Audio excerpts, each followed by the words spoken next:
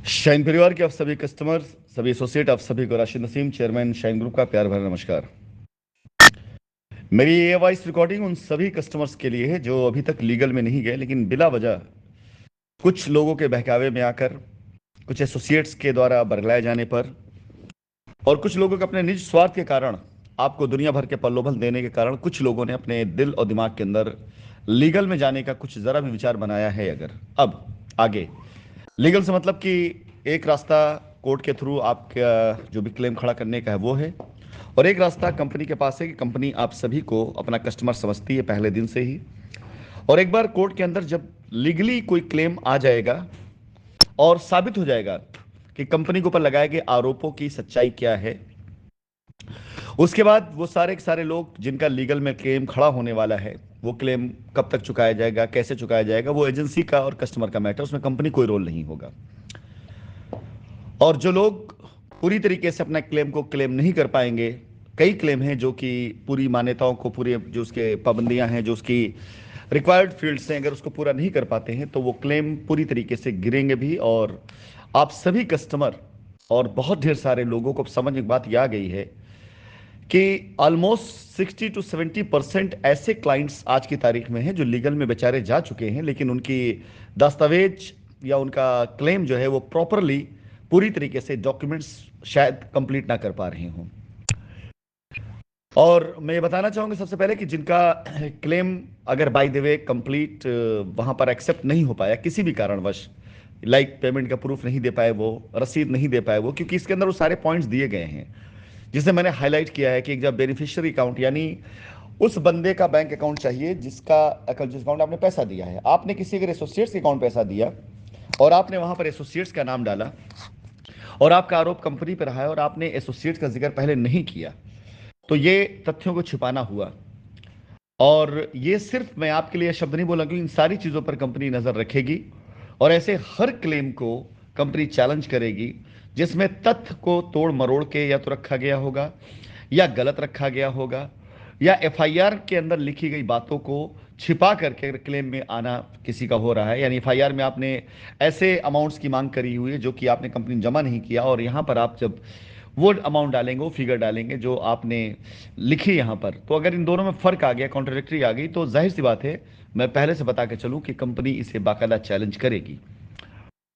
और ऐसे सारे के सारे मामलात, ऐसी सारी सारी रिटें, ऐसे सारे सारे एफआईआर, जाहिर सी बात है अगर वो पूरे दस्तावेज साथ नहीं है, झूठे आरोप, मनगढ़ंत कहानियां बनाकर कंपनी को डैमेज करने की कोशिश की गई है और कंपनी को बदनाम करने की कोशिश की गई है, उसके ऊपर न जाने कितने लोगों की गिरफ्तारियां हुई, न जाने कितनी प्रॉपर्टीज सीज हुई, अखबारों में आई हुई खबरों से सामाजिक जो छवि है उसकी क्षति हुई। तो ऐसा संभव ही नहीं है कि अगर ऐसे केस हमारे सामने जब आएंगे क्लेम के टाइम पर, जिसमें तथ्य पूरे वो नहीं निकले जो उन्होंने डाले हुए सबूत नहीं मिले, तो ऐसे क्लेम को पूरी तरीके से उसके खिलाफ खड़े होकर के कानूनी कार्रवाई की मांग करना, हक इंसाफ की बात करना, ये हमारा यानी कंपनी का अधिकार है। कोई भी एक फील्ड जहां पर आपके तथ्य पूरे नहीं हुए, जैसे रसीद की अगर बात की गई, बहुत से लोगों ने मुझे ट्रांजैक्शन की स्लिप भेजी, उनका रसीद नहीं है। रसीद को क्या हो गया, रसीद एसोसिएट लेके चला गया, कहां लेके चला गया नहीं पता, एसोसिएट्स का नंबर नहीं लग रहा है। तो यहां पर जहां रिक्वायरमेंट डॉक्यूमेंट्स की पूरी नहीं है, तो आप ये मान चलिए कि वो क्लेम आपको समय पर मिलना नहीं है। ये कानूनी तौर से मैं जानता हूं, और आप किसी अच्छे लॉयर से, किसी अच्छे अधिवक्ता से अगर राय लेंगे तो वो बाकायदा बता देंगे कि ये डॉक्यूमेंट्स जो मांगे अगर ये कंप्लीट नहीं है तो आपका क्लेम सेटल नहीं हो सकता है किसी भी हाल में। सारी रिक्वायर्ड फील्ड्स को आप बहुत ध्यान से पढ़ लें, इनमें कोई ऐसी फील्ड नहीं है जो फील्ड इग्नोर कर दी जाए। और जाहिर सी बात है जब क्लेम सामने आएगा तो कंपनी भी तो एक बार मांगेगी कि हम पर जो आरोप जिन लोगों ने लगाए हैं उनका इन्वेस्टमेंट क्या उन्होंने दिया है, क्या क्लेम किया था उन्होंने। आप में से बहुत से ऐसे कस्टमर्स हो सकते हैं जो ऑलरेडी रजिस्ट्री करा के बैठे हुए हैं, लेकिन उन्होंने अपनी एफआईआर में रजिस्ट्री जिक्र नहीं किया। क्यों? क्योंकि उनको ये बताकर एफआईआर कराई गई या रिट डलवाया गया कि इसका जिक्र ही मत करो, आपको वहां भी मिल जाएगा, यहां भी मिल जाएगा। जैसे मैं जानता हूं, पूरी रिट के बारे में जानता हूं कि इन्होंने बाकायदा रजिस्ट्रियां कराई, एक दो नहीं, इसे कई लोग हैं, रजिस्ट्रियां कराई, कंपनी की जमीन को इन्होंने अपने नाम पे करवाया, वहां पर एजेंटों ने कमीशन भी खूब दबा कर खाया, और उसके बाद वही सारे कस्टमर्स को लेकर के इलाहाबाद हाईकोर्ट रेट में भी आ चुके हैं। वो तो मेरी नज़र पे है ना, मैं उनको जानता हूं ना, उनकी रजिस्ट्री कॉपी मुझे मिलने में और पेश करने में देर नहीं लगेगा। उनकी एफआईआर, उनकी रिट में कहीं पे भी रजिस्ट्री कॉपी, कहीं पे भी रजिस्ट्री जिक्र नहीं किया गया और वो रिट पे आए हुए हैं। तो ऐसे तथ्यों के आधार पर वो सारे के सारे क्लेमेंट जो लीगल में जाकर के अपना क्लेम कर रहे हैं या जो लीगल में जा चुके हैं, या अभी जिन लोगों के बारे में ये मुझे सुनने में अभी ये बात आई कि वो लीगल में जाने के लिए उनको कुछ लोग प्रेरित कर रहे हैं, मेरा उनसे सिर्फ एक ही कहना है कि जिस समय आप लीगल में कदम रख देते हैं, ये पिछले आप 5 सालों से देख रहे हैं, जिस दिन आप लीगल में कदम रख देते हैं उस दिन के बाद से आपका कंपनी की लायबिलिटी या कंपनी की तरफ से जो आपका लिए दायित्व वो वहीं से खत्म हो जाता है। वहां के बाद से आपकी जिम्मेदारी बनती है कि आप अपने केस को, अपने क्लेम को जाकर के जो कानूनी रास्ता सिर्फ उसी से सेटल कर सकते हैं। कंपनी किसी भी प्रकार से, किसी भी रूप में, कहीं पर भी आपकी कोई इसमें मदद ना कर सकती थी, ना कर पाएगी। कानूनी तौर से यह कंपनी के लिए बिल्कुल गलत है। मैं इस पर कोई भी आगे वो नहीं करना। हां, अगर आपका क्लेम गिर गया, अगर आपका क्लेम साबित नहीं हो पाया, अगर आपके द्वारा जमा किए गए दस्तावेज पूरे नहीं हुए, अब यहां 2 रास्ते हैं। एक रास्ता है कि आपका दस्तावेज कंप्लीट नहीं हुआ और आपने जानकारियां सही दी है, वो जिम्मेदारी आपकी होगी। किसी भी हाल में कंपनी इसके बाद आपको एंटरटेन नहीं करने वाली है। एक बार लीगल में जाने के बाद उस टीम को, उस एसोसिएट को, उस कस्टमर को कंपनी किसी भी रूप में, कहीं पे भी, किसी भी तरीके से एंटरटेन नहीं करेगी। दस्तावेज आपके जो मांगे गए हैं एजेंसी के द्वारा, इन सभी दस्तावेजों को अगर आप पूरा कर लेते हैं तो जाहिर सी बात है कि आपके पास आपका क्लेम लेने का रास्ता है। और किसी कारणवश अगर आप इसे नहीं कर पाते पूरा, कोई वजह हो सकती है कि 15 जो पॉइंट्स दिए गए, इन 15 पॉइंट्स में आपने 10 पूरे कर दिए, 12 पूरा कर, लेकिन 2-3 पूरे नहीं कर पाए, और पेपर फॉर्मेलिटी पूरी ना हो पाने की वजह से अगर आपका क्लेम रुक जाता है, कुछ भी होता है, तो वहां पर आपके लिए कंपनी कदापि नहीं है। वो सिर्फ और सिर्फ आपका और एजेंसी का और कानून की जिम्मेदारी है।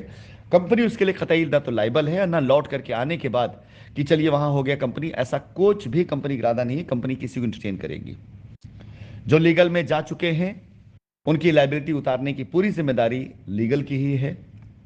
कोर्ट कचहरी से आए हुए आदेश के बाद उसी क्रम में वो आगे बढ़ेंगे। वहां पर हमारा कोई रोल नहीं है, ना हमारा कोई सहयोग है। और किसी प्रकार से यदि कोई भी लीगल मैटर में आपका क्लेम किसी वजह से सस्पेंड हो जाता है तो कंपनी वहां पर आपकी कोई मदद भी नहीं करने वाली है और ना दोबारा आप कंपनी से इसके बारे में बात कर पाएंगे। सारे रास्ते आपके बंद हो चुके होंगे।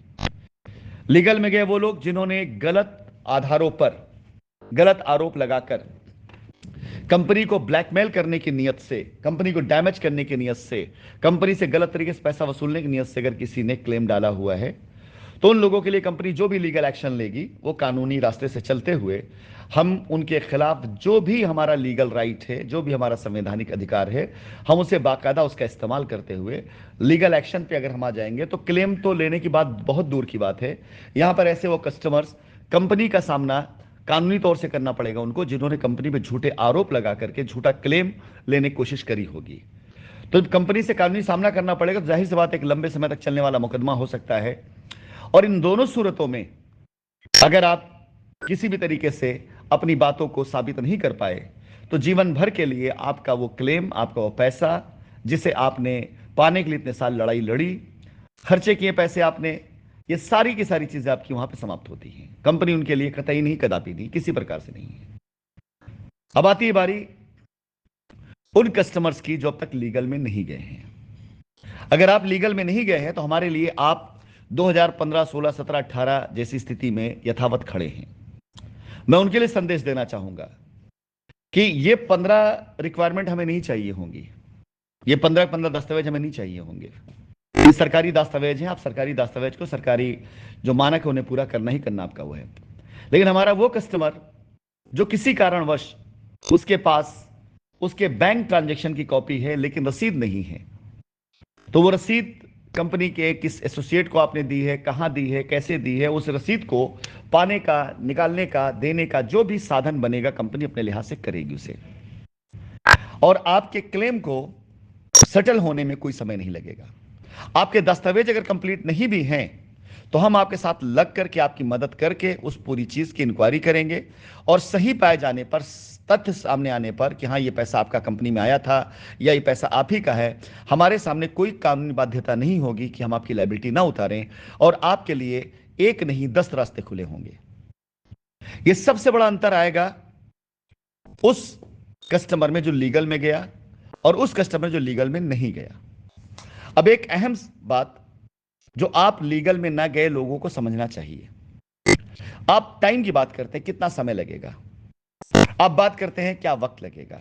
आप इसीलिए जा रहे हैं लीगल में ना कि कुछ लोग जिन्हें बरगलाया गया कि जिनका लीगल में था उनके लिए कोर्ट का आदेश आ गया है और कॉपी लगा करके वहां पर जो आपका क्लेम मिल जाएगा। मैं आज आपको एक भविष्यवाणी करता हूं अपने बेस्ड ऑन प्रीवियस एक्सपीरियंस के आधार पर।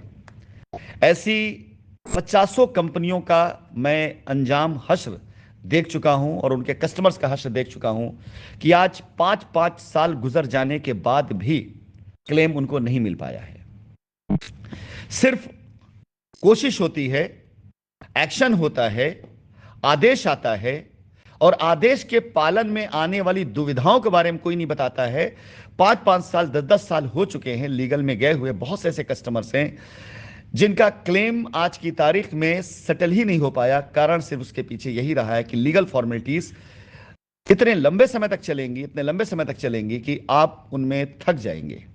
और होता भी है। शाइन ग्रुप और बाकी कंपनियों में एक अंतर है, बाकी कंपनियों ने सरेंडर कर दिया, यानी वो भाग गए, उसके मालिकान ने कोशिश नहीं करी कंपनी को चलाने की। अगर शाइन ग्रुप भी ऐसा करता तो हर एक कस्टमर के लिए आवश्यक हो जाता कि वो लीगल में जाकर के अपना क्लेम सेटल करे। अगर शाइन ग्रुप का मालिक, शाइन ग्रुप का मैनेजमेंट सामने ना होता, कंपनी दोबारा वापस आने की बात ना कर रही होती, आपसे मेरे वार्तालाप ना हो रहे होते, जूम मीटिंग के द्वारा, फेसबुक लाइव के द्वारा, वॉइस नोट के द्वारा, वीडियो कॉल के द्वारा, कॉन्फ्रेंस कॉल के द्वारा, दसियों साधन से मैं आपसे कनेक्ट होने की कोशिश करता हूं और बाकायदा मैं तैयारी भी कर रहा हूं हिंदुस्तान के अंदर एक बड़े लेवल पर अपनी कंपनी को रिस्टार्ट कराने के लिए। जनवरी 2025 में हमारा पूरा इरादा है कि हम अपनी कंपनी को पूरी तरीके से हमारी साइटों पर शानदार तरीके से काम कराते हुए, हमारी अपने खुद के संसाधन इतने मजबूत हैं कि उन फाइनेंस के जरिए हम अपनी साइटों का सुंदरीकरण करते हुए वहां पर काम कर सकते हैं। इन सारी चीजों को सिर्फ आपको इसलिए बताया जा रहा है कि यदि आप लीगल में नहीं गए और कंपनी पूरी तरह से अपने संचालन को फिर से शुरू करती है तो पहले से भी बेहतर साइट और पहले से बेहतर तरीके से हम आपके सामने होंगे और आपकी हर एक रिक्वायरमेंट, आपकी हर एक चीज बस समझ में आनी चाहिए। अगर कोई दस्तावेज की कहीं कोई कमी रह जाती है तो उसे इग्नोर करते हुए आपके लिए वो सारे रास्ते खुले हैं और रास्ते हम खुद बनाएंगे। ये जो सबसे बड़ा डिफरेंस है कि लीगल में गए हुए लोगों को दोबारा चांस नहीं मिलना इस बात के लिए, और जो लीगल में नहीं गए हैं उनका अगर कोई दस्तावेज कम हो जाता है तो उसको चेक करके, उसको अपने विवेक के आधार पर देखते हुए, उसको अपने बिहाफ पे देखते हुए कंपनी उस कस्टमर्स की उस तकलीफ को दूर करने के लिए सक्षम भी है। और हमारा फर्ज बनता है क्योंकि आप लीगल में नहीं गए हैं, आपने हमारा सहयोग दिया है, आपने हमारा साथ दिया, तो हम आपके साथ खड़े हैं। बिल्कुल उसी तरीके से जैसे आपको हम पर यह पूरा विश्वास रहा 2019 से लेकर के अब तक में, वैसे हमें विश्वास आपके ऊपर होगा और हम आपको उस विश्वास का सिला आपको जरूर देंगे। इसका कंपैरिजन मैं आपको बताना चाहूंगा कि अगर बिलफर्ज आप ये मान चलिए कि किसी एक बिल्डिंग, किसी एक महल में आग लगी है, दो तरह के लोग होते हैं, आग लगाने और आग को बढ़ावा देने वाले और आग को बुझाने वाले। जाहिर सी बात है अगर आग बुझा दी जाएगी और आग बुझाने में सहयोग देने वाले लोगों का अगर वहां पर कुछ धन संपत्ति है तो जाहिर सी बात है कि सबसे पहले उनको देखा जाएगा और जिन्होंने आग लगाई या आग को बढ़ावा देने में सहयोग किया उनका क्लेम वहीं खत्म हो जाता है। तो यह सबसे बड़ा फर्क जो लीगल में गए और लीगल में ना गए लोगों के बीच का है। इस अंतर को समझने के बाद अब अगर किसी भी कस्टमर्स को, किसी एसोसिएट को ऐसा लगता है कि उसे वो रास्ता चुनना चाहिए तो उस रास्ते को चुने। कंपनी कोई इतराज नहीं, सिर्फ एक मैं इनपुट आपको दूंगा, आप उसे जरूर वो करिए कि जो बंदा आपको लीगल में ले जाने का प्रयास करते हुए दुनिया भर की बातें कर रहा है उससे आप जरा एक 100 रुपए की स्टैंप पर लिख कर देने की, एक हलफनामा बनवाने की बात कर लीजिए कि मैं चल रहा हूं लीगल में आपके साथ। क्या आप स्टैंप पर लिख कर यह बात दे रहे हैं कि अगर कंपनी वो अगर लीगल तौर से आपका क्लेम नहीं खड़ा हो पाया तो उसकी जिम्मेदारी वो लेंगे? क्या आप ये लिख के दे रहे हैं कि हाँ अगले 6 महीने के अंदर, 4 महीने के अंदर आपको पैसा मिल जाएगा? आप देखिएगा भाग जाएंगे वो जो लोग आपको लीगल में ले जाने के लिए प्रेरित कर रहे हैं। उनसे मात्र आप 100 रुपए की स्टैंप पर नोटरी कराकर एक खाली ये एफिडेविट मांग लीजिए कि इनके कहने पर आप लीगल में जा रहे हैं और लीगल में जाने के बाद आपके पैसे की पूरी जिम्मेदारी उनकी बनती कि पैसा वो दिला करके आपको लायबिलिटी फ्री करेंगे। आप देखिएगा भाग जाएंगे तुरंत, उनके सवालों आपके सवाल का जवाब नहीं दे पाएंगे। अब मैं आपको बता दूं एक अहम चीज वो जिसकी वजह से आप में से कईयों को बरगलाया जा रहा है। अगर ये बरगलाने की प्रक्रिया ना होती तो मैं इस बात को कभी जीवन में ना बोलता। क्यों? क्योंकि सामने आपके खुद ही आ जानी है कुछ महीनों के अंदर सच्चाई पूरी। लेकिन मुझे दिखाई दे रहा है कि अगर मैं आप लोगों के सामने वो बात नहीं रखूंगा तो बहुत से लोग ऐसे होंगे जो निरीह बिला वजह जिन्हें बरगला कर लोग उस जाल में फंसा देंगे जिसे फंसने के बाद आप बाहर नहीं निकल पाएंगे। आपके सारे रास्ते बंद हो जाएंगे और आपको यह लगेगा कि आप बिला वजह आपने गलती कर दी, आपने मेरा कहना क्यों नहीं माना। वो बात इतनी सी है कि आप लोगों को मैं बता दूं कि अभी सिर्फ 2 स्टेज पर यानी आपका जजमेंट आया है कि जो लीगल वालों का जाकर क्लेम वो रखें। इसका मतलब ये नहीं हो गया है कि आपको उसी दिन क्लेम मिल जाएगा जिस दिन आपका पेपर पहुंच गया, या उस दिन नहीं मिल जाएगा जिस दिन कोर्ट में पहुंच जाएगा आपका क्लेम। जी नहीं, सामने से कंपनी आपके पूरे के पूरे क्लेम को एक बार जो सबमिशन किया गया उसकी कॉपी लेगी और उसको पूरा चेक करेगी। कंपनी के लॉयर पूरी तरह से इस बात को अपोज करेंगे कि जब तक कंपनी इस पूरी लिस्ट को एक बार अपने लेवल पे चेक करके एक कंफर्मेशन ये नहीं दे देती कि इसके अंदर जितने कस्टमर हैं उन कस्टमर्स का क्लेम जो मांगा जा रहा है उन्होंने अपनी जानकारी सही भरी है कि नहीं। जैसे कि इस दस्तावेज में मांगा गया है कि क्या आपने अपने जमा किए गए पैसे के वजह में कोई लाभ पाया है, वो कंपनी चेक करके आपको बता सकती है। एसोसिएट्स या कस्टमर के कहने पर कदापि इस बात का विश्वास ना कानून करने वाला है जब तक उसके साथ उसके सपोर्टिंग नहीं लगेगी। और कंपनी का यह अधिकार बनता है कि कंपनी इस बात को चेक करे कि जितने लोगों ने एफआईआर करी है या जितने लोग लीगल में गए हैं इन्होंने कंपनी से कभी कोई लाभ नहीं लिया है। कई एसोसिएट ऐसे होंगे जो यदि इस तथ्य को उसमें लिख देते हैं तो लीगली ऐसे उनका क्लेम गिर जाएगा। क्यों? क्योंकि वो लाभ के पद पे थे, इस बात को छिपाया। इसे चैलेंज किया जा सकता है। अगर नहीं लिखेंगे तो तथ्यों को छिपाने के आधार पर केस इनका गिरेगा और दोनों सूरत में एक्शन उनके खिलाफ होना है। अगर किसी कस्टमर ने अपनी रजिस्ट्री करा ली है, 2019 के बाद रजिस्ट्री कराई, उससे उस तथ्य को नहीं डाला, या किसी कस्टमर उससे पहले रजिस्ट्री कराई है तथ्यों को नहीं डाला, अगर किसी कस्टमर को कोई भी लाभ मिला है कंपनी की तरफ से उसने उसको उसमें नहीं लिखा, मेंशन नहीं किया, इन सारी चीजों को ना तो कोई कोर्ट चेक कर सकती है ना कोई एजेंसी चेक कर सकती है, सिर्फ और सिर्फ और सिर्फ कंपनी चेक कर सकती है। कंपनी के मैनेजमेंट, कंपनी का ऑफिस, कंपनी के स्टाफ जब तक इसे चेक करके पूरी तरीके से आपको क्लीन चिट नहीं दे देते हैं तब तक ये क्लेम आपका सेटल हो जाए इसकी संभावना ना के बराबर है। इसके साथ ही साथ और भी बहुत से ऐसे लीगल तौर तरीके हैं। आपने खुद देखा है कि एक रिट डलने के बाद आपके पैसे का ऑर्डर लाने में कानूनी तौर से आपको 4 से 5 साल लग गए। यह तब जब झूठे आरोपों के आधार पर सिर्फ जांच कराई गई। मैं आपको सिर्फ ये कहना चाहूंगा, बहुत ढेर सारे कस्टमर आपके ऐसे होंगे आप में से जो सुबुद्ध होंगे, कानून के जानकार होंगे, पढ़े लिखे होंगे और वो किसी वकील से राय ले सकते हैं कि क्या कंपनी की जब बोलने की बारी आएगी तो आपको क्या लगता है कि ये बस ऐसे ही आपका क्लेम आएगा और कंपनी वहां पे खामोश बैठी रहेगी? कंपनी क्या सवाल नहीं करेगी कि ये सारा का सारा लीगल क्लेम जितने का बना है वो एक अलग बात हो जाती है, लेकिन इस लीगल क्लेम को लीगली सेटल करने की नौबत किस लिए आई? आखिर ऐसा कौन सा अपराध या ऐसा कौन सा पाप या ऐसा कौन सा गुनाह हुआ जिसकी वजह से कंपनी जो काम कर सकती थी उस काम को कंपनी से ना करवा करके ये रास्ता चुना गया? पहले तो उस आरोप को साबित करिए, सिद्ध करिए जिन आरोपों के आधार पर हमें लीगल में लाया गया है। ये सारे क्लेम तो बाद में सेटल होने हैं, पहले तो हमें आप इस बात का जवाब दें कि कंपनी के ऊपर क्या आरोप यह लगा था कि कंपनी की जमीन यहां पर है और कंपनी उस जमीन को अपने प्रयोग में ले रही है और कस्टमर्स को पैसा नहीं दे रही, जमीन नहीं दे रही है। अगर यह आरोप लगा था तो यह जो फैसला है वो फैसला मान्य है। और अगर यह आरोप नहीं लगा था, आरोप कुछ और लगा था और फैसला इस आधार पर आ गया कि जमीन भी यहीं पर है, एजेंसी के हाथ में है, उसे लिक्विडेट करके इनको दे दिया जाए, तो यह फैसला आने के पीछे जो आरोप था वो आरोप क्या था? मैं सिर्फ इतना कहना चाहूंगा, मैंने कहा था इस बात को जीवन कभी मैं इस्तेमाल ना कर, लेकिन आज इस्तेमाल करना चाहूंगा। इस बात की कोई गारंटी नहीं है कि अगर कंपनी अपोज में सामने से आती है ऐसे मैटर के लिए, ऐसे मामलात के लिए जो कंपनी के ऊपर लगाए गए आरोपों के विरोध में अगर कोई ऐसी चीज है तो कंपनी सबसे पहले उसका क्लेरिफिकेशन चाहेगी, तब एक कदम आगे कंपनी बढ़ने के लिए या किसी प्रकार से आगे जाने के लिए कंपनी अनुरोध करेगी कोर्ट से। मोटी मोटी बात सिर्फ इतनी समझ लें कि अगले 2-3 साल और इसमें लग सकते हैं, जा सकते हैं।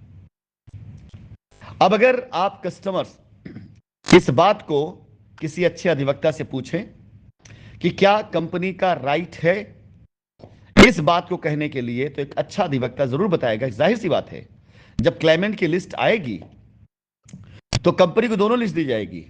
वो लिस्ट जिसमें क्लेमेंट पूरी तरीके से अपने रिक्वायरमेंट पेपर की पूरी कर रहा है, और वो लिस्ट जहां पर रिक्वायरमेंट पूरी नहीं हो रही है और फेक है। तो पहले तो कंपनी उस दोनों लिस्ट का अवलोकन करने के बाद दोनों के प्रति जो भी एक्शन है, जो जेन्युइन क्लाइंट है उनकी जेन्युइनिटी को चेक करने का, और जो गलत क्लाइंट है उनके ऊपर लीगल एक्शन का कंपनी अपनी तरफ से आवेदन डालेगी। और जाहिर सी बात है कि जब यह मामला चलेगा तो यह मामला जब तक चलेगा तब तक लीगल में गए हुए सारे सारे लोग, चाहे वो उनका क्लेम खड़ा हो और चाहे उनका क्लेम ना खड़ा हो, उनके जो भी हैं क्लेम, उसे सेटल करने के लिए कंपनी अनुरोध करेगी कि यह पूरा सेटलमेंट तब तक के लिए रोक के रखा जाए जब तक इस बात का फैसला नहीं हो जाता। यह कंपनी का अधिकार है। कानूनी तौर से इस अधिकार को इस्तेमाल करना कंपनी का पूरा कानूनी अधिकार है। मैं इन बातों को कभी आपसे ना कहता। मैं बार बार इसीलिए बोला करता था कि जो लीगल बैंक है उससे मैं कोई लेना देना नहीं, क्यों, मुझे पता है कि मुझे आगे क्या करना है। मुझे बहुत अच्छे से मालूम कि आगे मैं क्या करने जा रहा हूं। जो लीगल में नहीं गए हैं वो आज तक, लीगल में ना जाने तक, वो हमारे क्लाइंट हैं, हमारे कस्टमर हैं, हमारे अपने हैं, और उनको उनका पैसा मिले, हम इसके लिए जिम्मेदार भी हैं और जिम्मेदारी लेते भी हैं।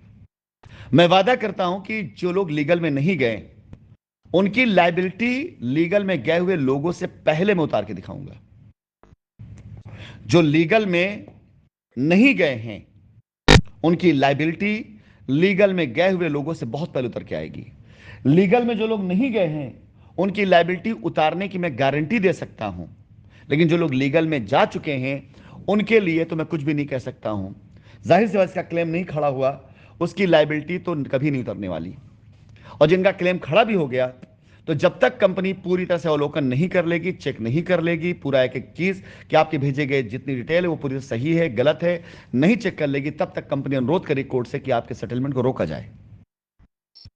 उसके बाद लिक्विडेशन की बारी आती है। प्रॉपर्टीज ईडी ने सीज की है, इसमें कोई दो राय नहीं है।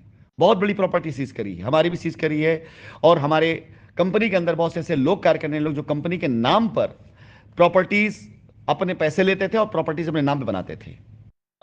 लेकिन जो कंपनी की प्रॉपर्टीज है वो प्रॉपर्टीज को आपको लिक्विडेट करके ही दे दिया जाए, कंपनी इस बात का विरोध करेगी। हो सकता है कि उन प्रॉपर्टीज पर हमने अपने उन लोगों के लिए अलॉटमेंट किया हो जो लीगल में नहीं गए हैं, एक ये भी मैटर आएगा। हो सकता है कोई एक प्रॉपर्टी, कोई एक फ्लैट, कोई एक मकान, कोई एक जमीन ऐसी हो जिसके ऊपर ऑलरेडी हमने उनकी बुकिंग ले रखी है जो लीगल में नहीं गए हैं। हो सकता है उनका रजिस्ट्रेशन अभी ना किया हो, कंपनी के नाम पे जमीन है और हमें उसकी रजिस्ट्री करनी है, और लीगल में गए हुए लोगों को अगर लिक्विडेट करके वो प्रॉपर्टी उसको दे देते हैं तो जो लीगल में नहीं गए हैं उनका हित कौन सुरक्षित करेगा।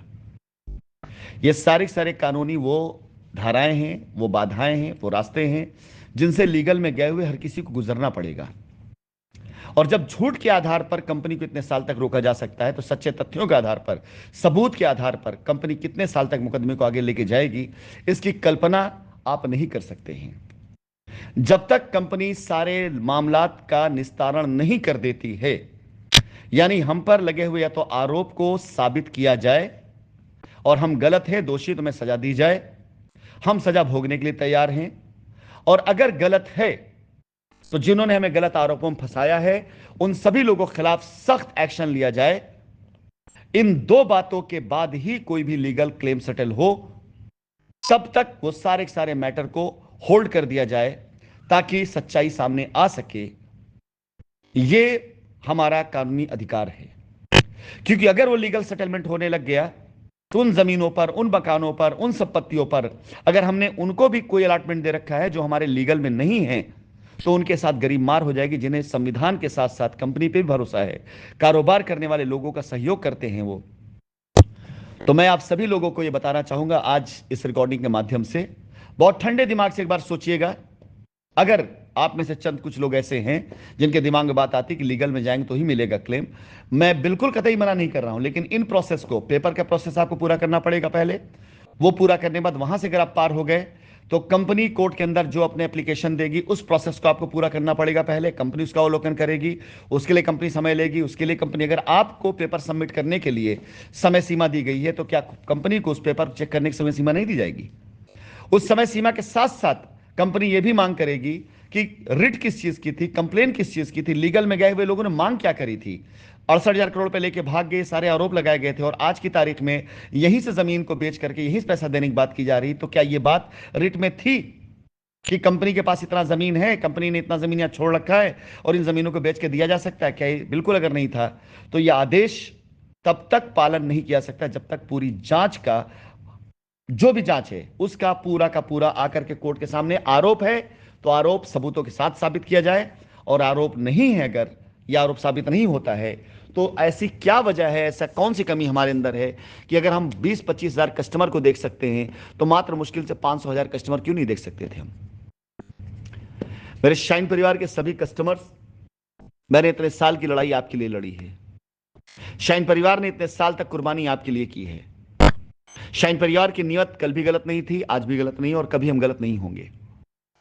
ऐसा कुछ उन कंपनियों के साथ किया जाता है जिसके डायरेक्टर, जिसके मैनेजमेंट पूरी तरह से हाथ खड़ा कर लेते हैं, काम बंद कर देते हैं और ये कह देते हैं हम, हमारे पास कुछ नहीं, अब जाइए ले लीजिए। जो दिवालिया हो गए होते हैं। हम दिवालिया बिल्कुल नहीं हुए हैं, हम डिफॉल्टर नहीं हुए हैं। हमारी संपत्तियां इतनी हैं कि हम अपनी कंपनी की लायबिलिटी को 5 बार भी उतार देंगे तो भी कमी नहीं आएगी। इसलिए मैं चाहता हूं धीरज के साथ काम करें और सोचे एक बार कि एक तरफ कंपनी के साथ चलने में अगले 5 से 6 माह के अंदर आपका काम हो सकता है। इसकी पूरी तैयारी हम कर चुके हैं, पूरी तैयारी कर चुके हैं, विश्वास जानिए। और एक तरफ कंपनी के साथ छोड़ देने के बाद हवा का बहाव आपको कहां लेके जाएगा, किस भवसागर में ले आकर के आपको जो है डुबाएगा, इसकी कोई गारंटी नहीं है। 100 रुपए के स्टैंप पर आप लिख के मांग लीजिए जो आपको लीगल में ले जा रहे हैं, आपको जवाब तुरंत मिल जाएगा। अगर लिख कर देते हैं कि आगामी 6 माह के अंदर अंदर आपकी लायबिलिटी खत्म करके आपको आपका पैसा दिला देते हैं, 100 रुपए स्टैंप पे लिखवा करके नोटरी करा लीजिएगा, उसके बाद आप जाइए, मुझे कोई इतराज नहीं है, मेरी राय है। और मना कर देते हैं वो कि नहीं हम ऐसा नहीं करेंगे या नहीं कर पाएंगे, तो समझ जाइएगा कि उनकी नीति और उनकी नीयत में कितना बड़ा फर्क है।